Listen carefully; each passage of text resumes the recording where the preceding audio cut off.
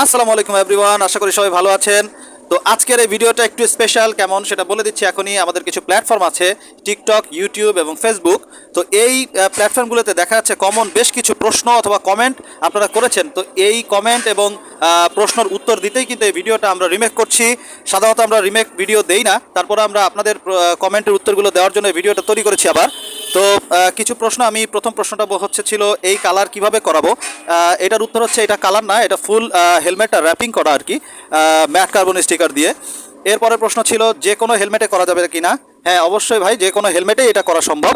এরপরে আরেকটা প্রশ্ন হচ্ছে একদিনে করে দেওয়া যাবে কি না। হ্যাঁ ভাই, একদিনেই করে দেওয়া যাবে। এরপরে আরেকটা প্রশ্নের উত্তর দিচ্ছি, এটা হচ্ছে সিঙ্গেল স্টিকারে করা যাবে কি না। হ্যাঁ ভাই, আপনি চাইলে সিঙ্গেল স্টিকারে করা যাবে এবং জয়েন্ট দিয়েও করা যাবে, দুইভাবে আমরা। শেষ প্রশ্নটা হচ্ছে স্থায়িত্ব কতদিন, অর্থাৎ কতদিন থাকবে। স্থায়িত্ব হচ্ছে সর্বনিম্ন 1 বছর 6 মাস, এরপর আপনার যত্নের উপরে নির্ভর করবে। আশা করি এটা 2-3 বছর আপনারা ব্যবহার করতে পারবেন।